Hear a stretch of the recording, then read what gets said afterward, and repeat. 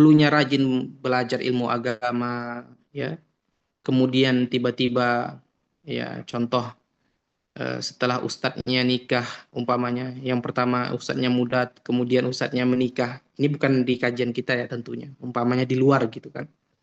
Eh, Ketika ustadznya masih jomblo, masih apa muda, ya, wow semangat ngajinya. Ya, tapi ketika ustadznya sudah menikah, ya tidak ngaji lagi, ya kecewa dan lain sebagainya. Ini kan niatnya bermasalah, ya. Ataupun umpamanya, eh, apa eh, ustadz yang mengajar contoh poligami, ya ini yang sering terjadi juga di lapangan kan, ya. Akhirnya apa? Dia marah, ya. Dia marah. Dia merasa kecewa kok ustadznya poligami gitu, ya. Jangan seperti itu. Ya, jangan seperti itu. Kita itu belajar karena Allah, bukan karena narasumbernya. Ya, banyak juga orang yang apa namanya? Kalau ustadz ini yang mengajar saya mau, tapi kalau ustadz ini yang mengajar saya tidak mau. Ya, jangan seperti itu. Ya, kita belajar karena ilmunya atau karena narasumbernya. Nah, jangan seperti itu. Nah, itu pentingnya niat tadi. Kalau niatnya benar, ya maka tidak akan ada masalah di kemudian hari. Tapi kalau niatnya bermasalah, nah ini, ya banyak juga yang dulunya sibuk dakwah, kemudian tiba-tiba apa namanya eh, tidak sibuk lagi dengan dakwah. Ya, ya kita jangan sampai seperti itu. Ya kita jangan sampai seperti itu. Kita ngaji, kita ngajar, walaupun ilmu kita sedikit.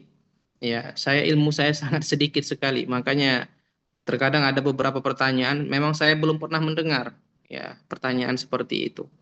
Tapi sedikit ilmu yang saya dapatkan, ya saya ajarkan. Ya, walaupun yang hadir cuma 2 orang, walaupun yang hadir cuma 3 orang, saya ajarkan. Ya, walaupun yang hadir cuma 1 orang, tapi kalau online ya tetap saya ajarkan. Artinya apa? Kita itu berlomba-lomba untuk nyari bekal, ya, nyari amal. Kita nggak tahu, ya, para jamaah sekalian, kita tidak tahu amal ibadah mana yang bisa menyelamatkan kita kelak dari api neraka. Kita tidak tahu. Dalam hadis itu kan disebutkan bahwa sholat kita pun yang kita lakukan semasa hidup kita di dunia ini itu tidak menjamin, ya, bahwa kita itu menjadi penduduk surga. Ya. Karena banyak orang yang sholat tapi niatnya salah. Nah, makanya tidak ada jaminan. Nah, maka kita selaku hamba apa yang harus kita lakukan? Kita cari amal sebanyak-banyaknya. Jangan hanya dari satu pintu saja, tapi dari semua pintu. Ya, kita sholat, kita bersedekah, ya, kita berdakwah, kita belajar, kita mengajar. Ya, kita tidak tahu nih pintu mana atau amal ibadah mana yang bisa menyelamatkan kita dari api neraka. Ya, bisa jadi sedekah kita yang hanya berkisaran 2.000, tapi kita memang betul-betul ikhlas ketika memberikan harta tersebut, bisa jadi ini yang bisa menyelamatkan kita dari api neraka atau dari siksa kubur, kan kita tidak tahu. Ya, kita berusaha semaksimal mungkin. Jadi niat sangat penting, ya ini sangat saya tekankan. Bahkan guru-guru kita, mungkin para jamaah kita juga ada, ya para jamaah syahamah atau para guru-guru kita yang pernah saya dapati, yang pernah saya lihat, itu terkadang di kitabnya, di kitab dia yang belajar itu ada tulisan lillahi ta'ala. Ya, agar apa ketika dia mau ngajar, ya, kelihatan tulisan lillahi ta'ala. Jangan lupa, kalau bahasa Indonesianya itu jangan lupa niat ya, karena Allah. Nah, seperti itu. Terkadang di mobilnya juga ada, di mobilnya, di apa namanya itu. Nah, ini kalau orang tidak punya mobil jadi tidak tahu di dashboard atau apapun itu namanya. Nah, itu biasanya ada tulisan lillahi ta'ala. Jadi ketika dia naik mobil, ketika beliau naik mobil, pengen ngajar, pengen dakwah, nah ingat bahwasanya itu semua dia lakukan karena Allah Ta'ala. Di HP-nya juga seperti itu. Ada tulisan lillahi ta'ala. Di komputernya juga seperti itu. Ada lillahi ta'ala. Nah, ini guru-guru kita seperti itu. Kenapa? Niat itu gampang berubah para jamaah sekalian. Niat itu gampang berubah. Ya, mungkin ini kita rasakan. Ya, yang awalnya ngaji karena Allah, tiba-tiba ya dipuji sama orang lain, ya tiba-tiba niatnya mereng-mereng, apa namanya, miring-miring. merek-merek. Ya, seperti itu. Jadi penting ya, penting. Jangan pernah lupa niat ketika sebelum melakukan amal ibadah. Nah, kemudian yang kedua, agar ya sholat yang dia lakukan itu diberikan ganjaran pahala selain daripada ikhlas, yaitu adalah wa ayyakuna ma'kaluhu wa malbusuhu wa musallahu halalan. Hendaklah ya makanan, pakaian dan tempat sholatnya itu berasal dari sesuatu yang halal. Ya, makanan yang dia makan, pakaian yang dia pakai, ya, tempat sholat, ya, yang dia gunakan untuk sholat hendaklah berasal dari sesuatu yang halal. Kalau berasal dari sesuatu yang haram, umpama dia menggunakan pakaian sholat yang dicuri, ya, atau dia makan dari sesuatu yang haram, ya, atau dia apa namanya sholat di atas jadah yang dia curi, ini kalau ditanya sah atau tidak sholatnya, jawabannya sah. Tapi kalau ditanya apakah sholatnya itu ada nilai pahalanya, jawabannya tidak. Nah ini yang kita kaji. Jadi yang pertama itu ikhlas sebelum beramal, sebelum melaksanakan sholat. Kemudian pakaian, makanan, tempat sholat yang dia gunakan untuk melaksanakan ibadah sholat itu hendaklah berasal dari harta yang halal. Ya. Makanan, ya, yang dia makan itu berasal dari harta yang halal. Kalau seandainya dia makan dari makanan yang dia curi, ya, atau yang dikorupsi, ya, maka ketika dia sholat, kalau syarat sahnya sholat itu mencukupi, maka sah saja. Tapi kalau ditanya apakah dia mendapatkan pahala, jawabannya tidak. Ya. Maka kalau ada hadis, ya ini perlu juga banyak disalahpahami oleh sebagian orang. Kalau ada hadis yang menyebutkan tidak diterima ya sholat seseorang selama 40 hari, kalau dia mendatangi dukun atau kalau dia ngapain gitu kan, yang padahal yang ketika kita ngaji itu tidak disebutkan, kan tidak ada yang membatalkan sholat itu mendatangi dukun, kan tidak ada. Maka yang disebutkan di sini tidak diterima atau ya tidak diterima di sini maksudnya apa? Sholat yang dia lakukan selama 40 hari itu sah-sah saja tapi tidak mendapatkan pahala. Jadi ketika ada bahasa la tuqbal ataupun la yuqbalu, ya, ini ada dua versi. Tidak diterima dengan maksud tidak sah. Yang kedua, tidak diterima dengan maksud apa? Ibadahnya sah akan tetapi tidak mendapatkan pahala. Ya, maka kalau ada hadis ya, nah ini pentingnya, tidak cukup kita itu baca hadis kemudian kita fahami sendiri, tidak cukup. Ya, butuh kepada seorang guru. Butuh yang namanya bertalaqi. Ya, tidak cukup beli terjemahan Sahih Bukhari kemudian dia baca dari awal sampai akhir, ya, kemudian dia sampaikan kepada umat manusia, tidak cukup. Harus punya guru. Sanad kamu mana? Guru kamu mana dalam masalah hadis? Harus ada, tidak cukup hanya dengan baca buku. Ya, contoh seperti hadis ini bahasanya apa? Tidak diterima salatnya selama 40 hari. Ya, orang kalau tidak belajar ilmu agama, orang kalau tidak ngaji, dia akan berpikir bahwa sholatnya tidak sah selama 40 hari, padahal tidak. Kalau ditanya sahnya itu sah. Tapi kalau ditanya apakah sholatnya itu mendapatkan pahala atau tidak, maka jawabannya tidak. Nah ini pentingnya belajar ilmu agama. Ya, jadi yang pertama itu ikhlas. Ya, yang pertama itu sebelum melakukan ibadah dia harus ikhlas. Melakukan ibadah yang dia dirikan itu semata-mata hanya karena Allah. Kemudian yang kedua, apa namanya? Makanan, pakaian, dan tempat sholat yang dia gunakan untuk sholat, ya, ini harus bersumber dari harta yang halal. Kemudian selanjutnya, wa ayyakhsha'a lillahi qalbuhu fiha walau lahzatan. Ya. Dan hendaklah ya hatinya itu khusyuk. Ya, hatinya itu khusyuk ketika sedang melaksanakan sholat, walaupun hanya sebentar saja. Jadi minimal ada khusyuk di dalam sholatnya walaupun hanya sebentar. Ya, ini syarat agar agar orang yang melaksanakan sholat itu mendapatkan pahala. Jika khusyuk tidak terwujud darinya, maka salatnya sah tapi tanpa pahala. Nah, ini maksudnya. Fa illam yahsul dzalika sahhat salatuhu bila thawab. Ya, kalau seandainya dia tidak khusyuk di dalam salatnya, ya, maka sah salatnya tapi tidak mendapatkan pahala. Nah, itu maknanya. Kalau ada yang bertanya, khusyuk itu apa? Khusyuk itu adalah di sini disebutkan eh, sebentar. Ini sedikit sulit ya.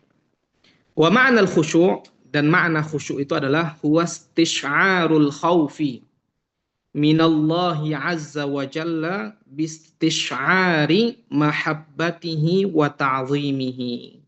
Makna khusyuk itu apa?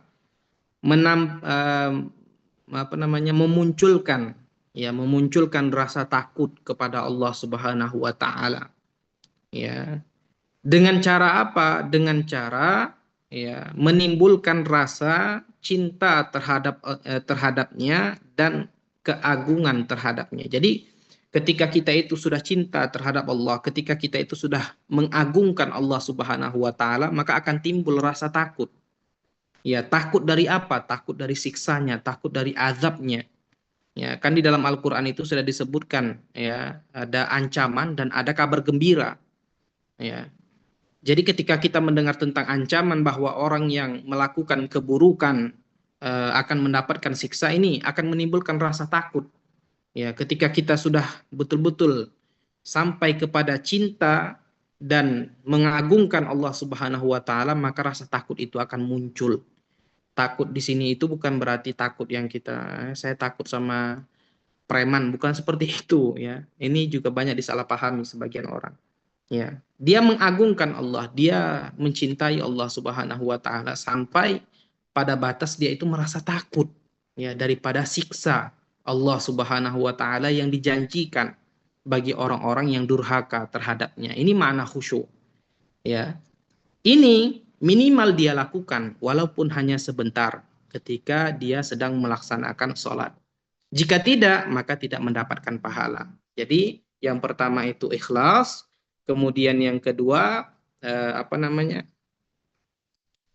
makanan dia, pakaian dia, musola yang dia gunakan, tempat sholat yang dia gunakan itu bersumber dari harta yang halal, kemudian khusyuk tadi, ya, di dalam sholatnya walaupun hanya sebentar, jika itu tidak terwujud, ya, maka sholat yang dia lakukan itu sah tapi tidak mendapatkan pahala.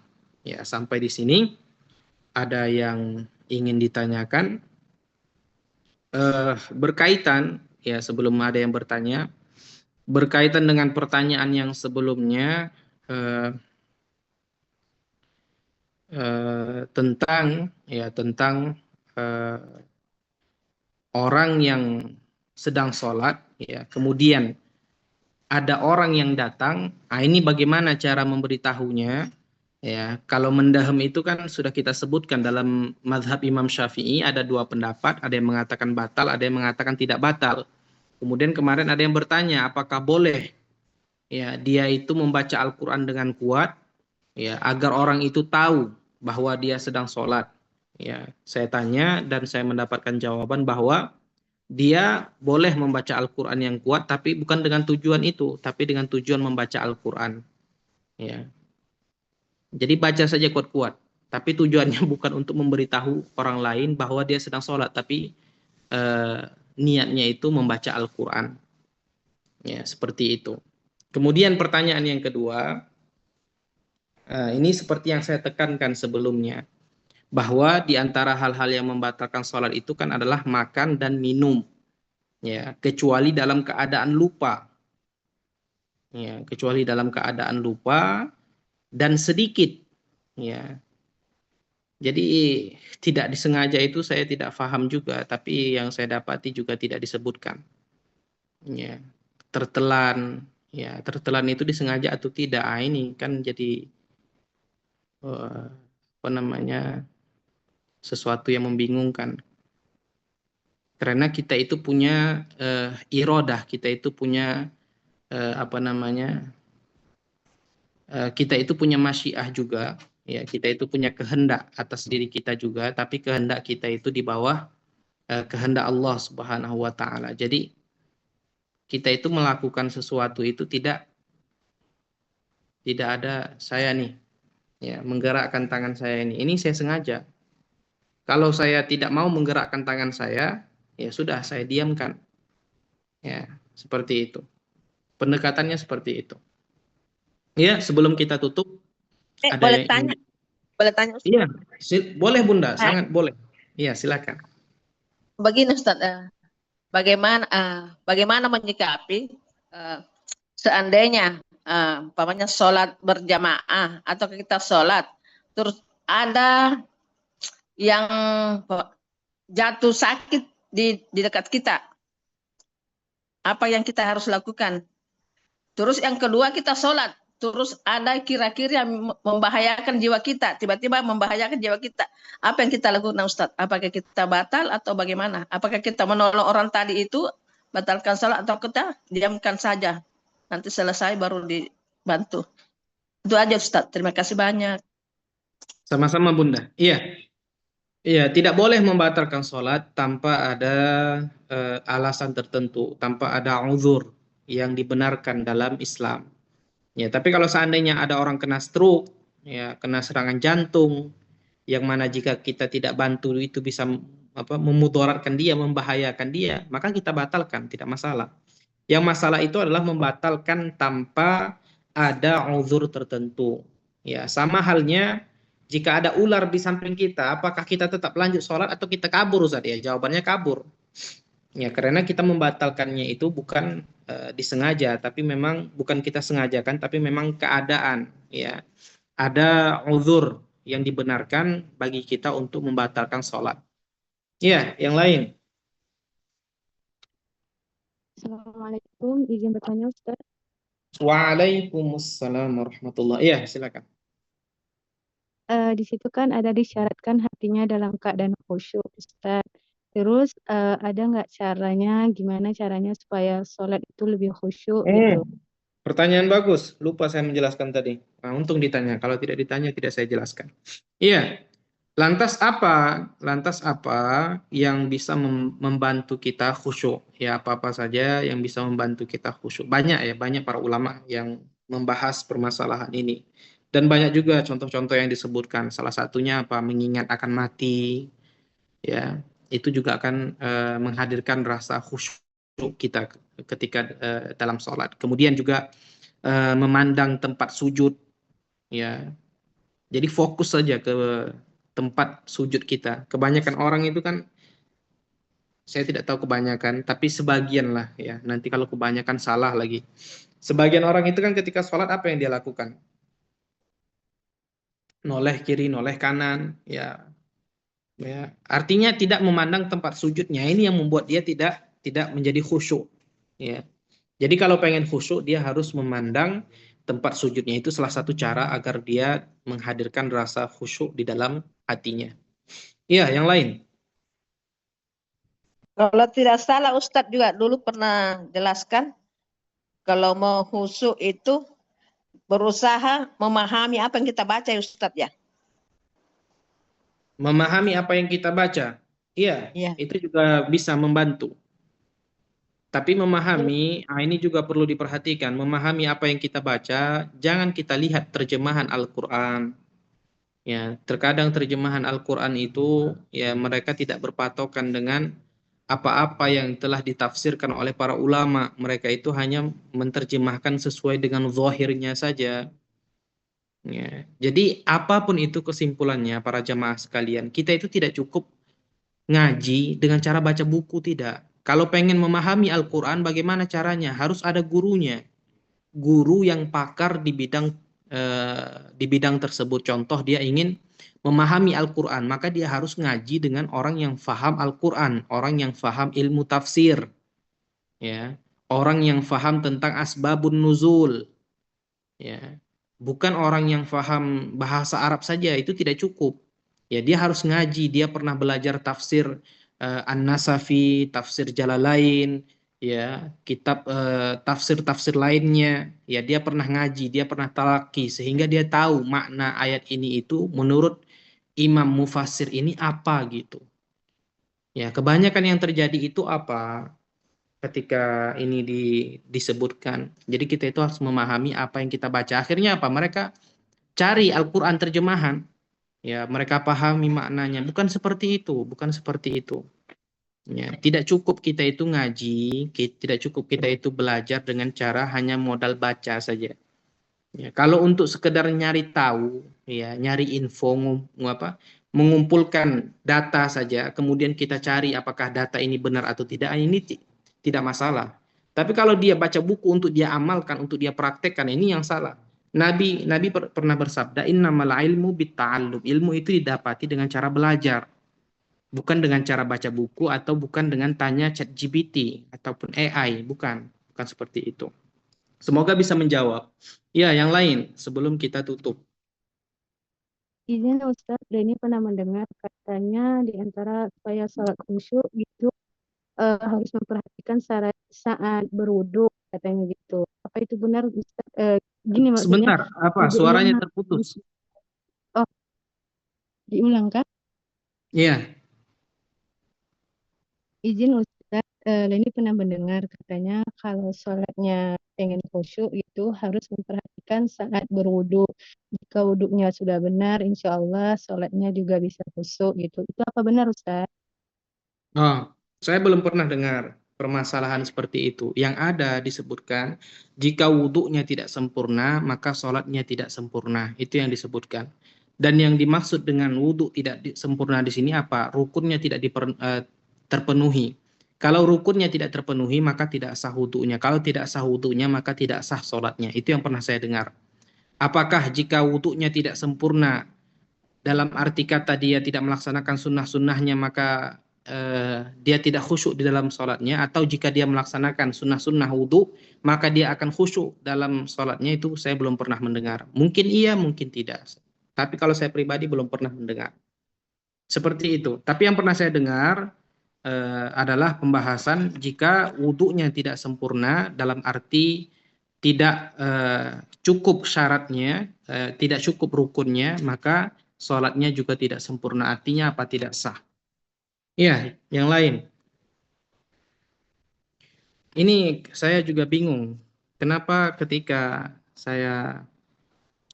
kita kasih tanya jawab, kenapa yang ditanya bukan yang berkaitan dengan apa yang kita sampaikan? Apakah yang disampaikan ini sudah jelas atau belum? Itu dulu intinya. Kalau sudah jelas baru boleh bertanya yang lain gitu. Ini yang kita sampaikan masalah syarat tadi. Ya. Jelas Oke. Ustaz. Tapi ini Ustaz, apa namanya? Ada Apakah udah termasuk dia tuh ikhlas jika dia sholat itu gara-gara takut terhadap Allah Ustaz? Nah, ya, pertanyaan bagus. Nah, ini maksud saya. Jadi bertanya dengan apa yang kita kaji gitu, apa yang kita bahas. Supaya saya bisa jawab, supaya tidak membingungkan juga. Kadang pertanyaannya bukan yang kita bahas, jadi saya bingung menjawabnya seperti apa. Ya, contoh pertanyaan seperti ini, apakah ketika kita itu menghadirkan rasa takut kepada Allah, apakah itu sudah dikatakan dengan ikhlas? Iya. Ikhlas itu apa? Ikhlas itu bukan hanya, makna ikhlas itu lebih umum ya, lebih ruang lingkupnya itu besar. Bukan hanya karena Allah saja, bukan. Ya, kalau dia melakukan ibadah karena takut kepada Allah, itu juga ikhlas. Kalau dia melakukan ibadah untuk mengharapkan surganya Allah, itu juga ikhlas.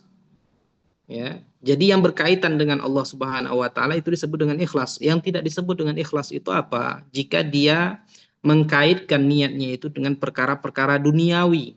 Nah, maka ini yang bermasalah. Ya, tapi kalau dia mengkaitkan dengan perkara-perkara akhirat, maka tidak masalah, masih masuk dalam kategori ikhlas. Ya, kita kan melakukan amal ibadah tujuannya apa? Ya, agar menjadi penduduk surga. Ya.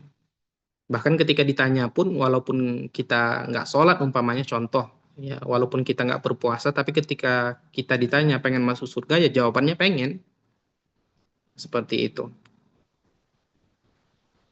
Iya. Kemudian tadi tips ya agar menghadirkan khusyuk itu apa? Yang pertama tadi disebutkan memandang tempat sujud, ya.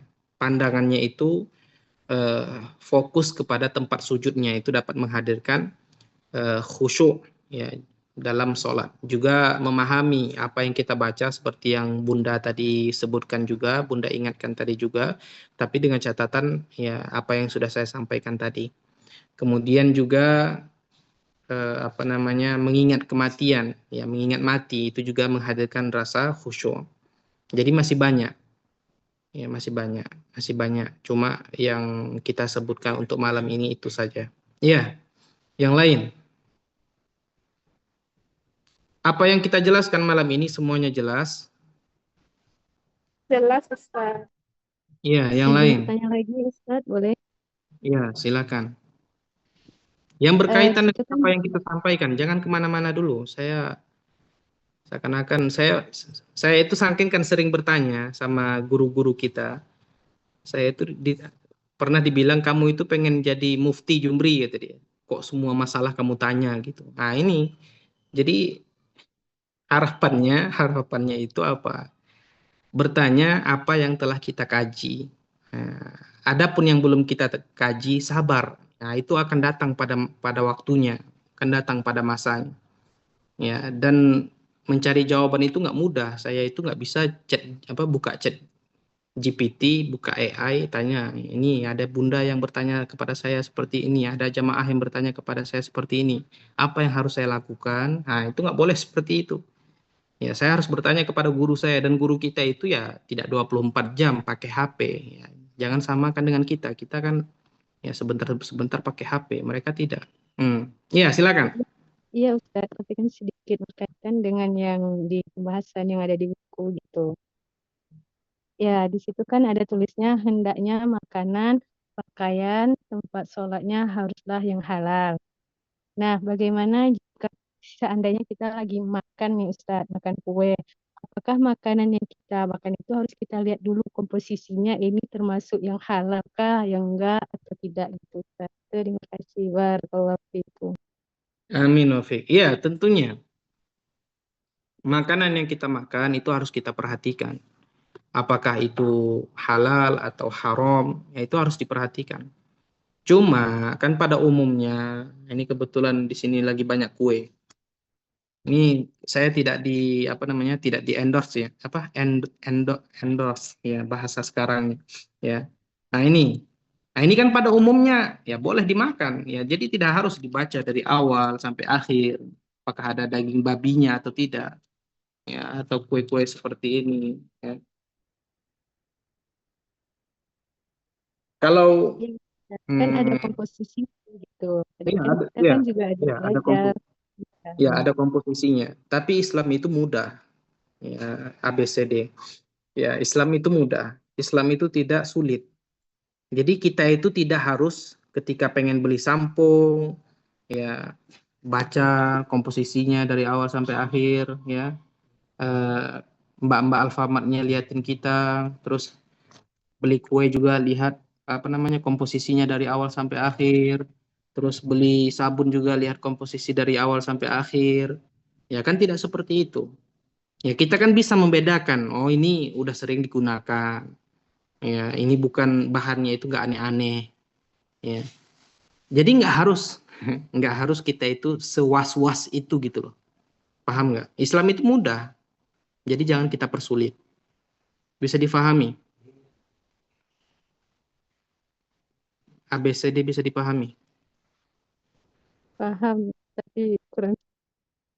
Iya, ini perhatikan. Nah ini saya tidak melihat ini komposisinya ini. Nah ini ya. Hmm, hmm. Nah ini komposisinya ini. Apakah saya disyaratkan untuk membaca komposisi dari sini sampai sini ketika membeli ini? Kan tidak. Kalau sempat disyaratkan, itu luar biasa itu. Ya, kita mau beli kue, lihat dulu, baca gula, lemak nabati, minyak nabati, pati jagung, margarin, pewarna makanan alami, beta karoten. Nah, kan nggak harus seperti itu. Nanti beli minuman juga, kopi, gula, apa segala macam kan nggak harus seperti itu. Ya. Tapi kalau Kan seandainya, bisa, kan masih bisa dihindari gitu. Ustaz. Kan bisa entah dibuat sendiri ataupun apa gitu ya kan.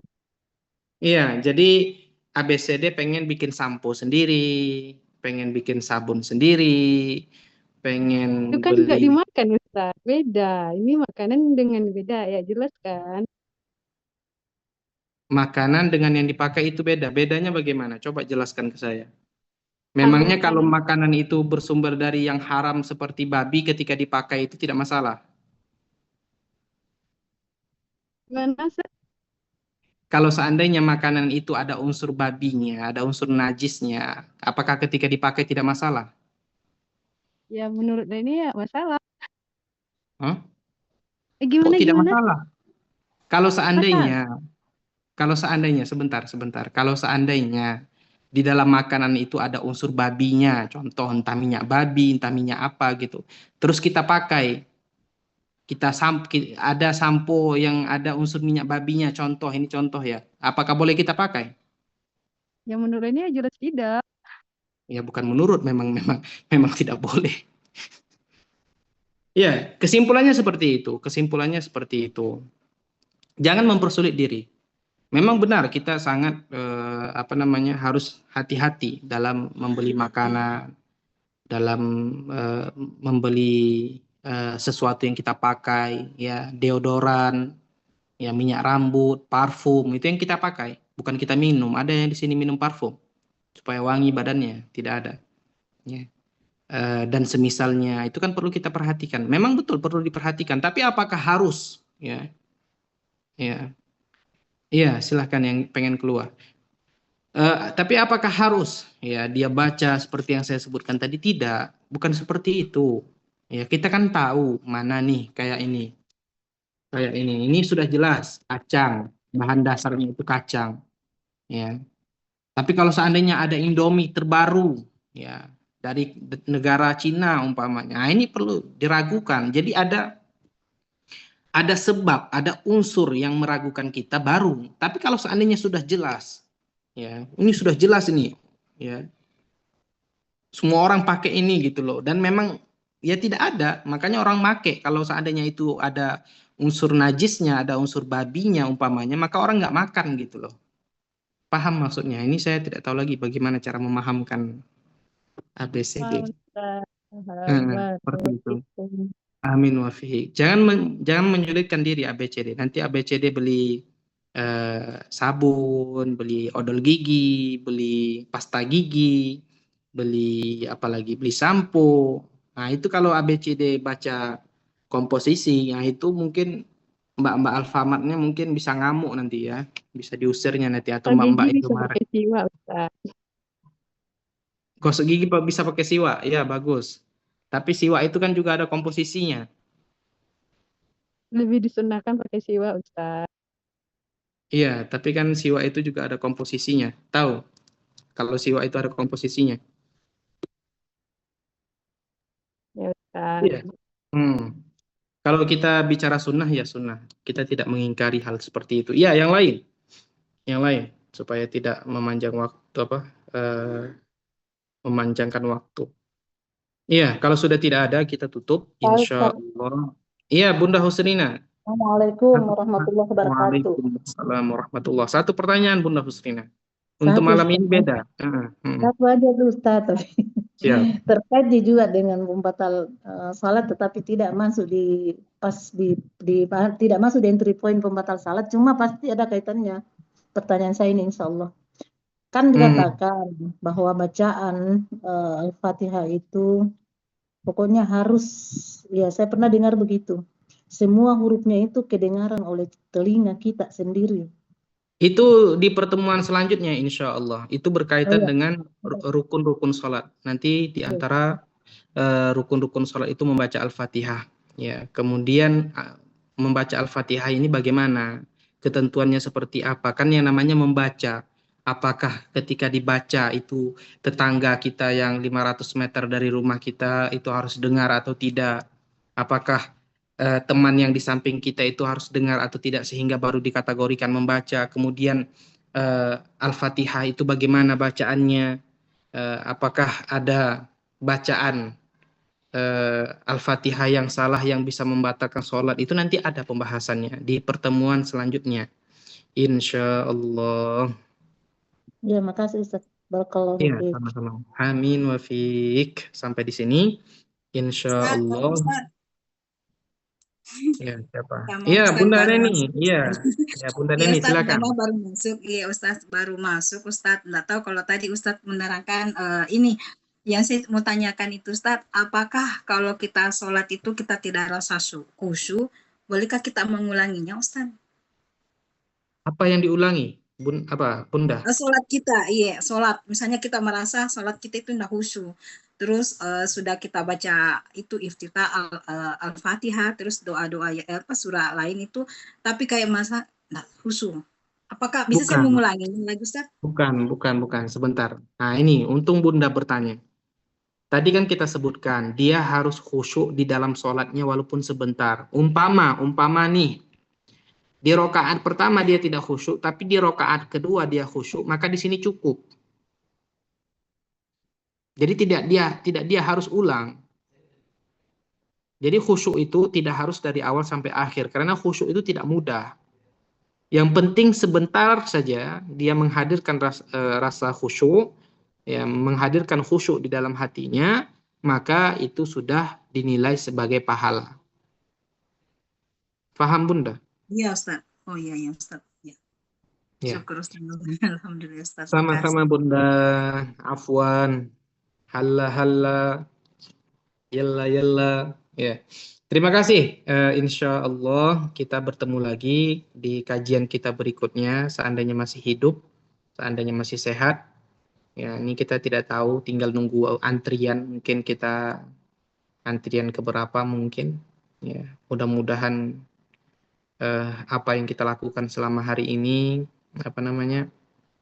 menjadi amal ibadah kita, diterima oleh Allah Subhanahu wa taala, diberikan ganjaran pahala, dan semoga Allah Subhanahu wa taala senantiasa memberikan kepada kita kesehatan, kekuatan untuk melakukan ketaatan kepadanya, memanjangkan umur kita sehingga kita bisa memperbaiki kualitas amal ibadah dan ilmu kita tentunya. Dan semoga Allah Subhanahu wa taala mengumpulkan kita di surga sebagaimana Allah Subhanahu wa taala mengumpulkan kita di atas dunia ini. Amin ya rabbal alamin.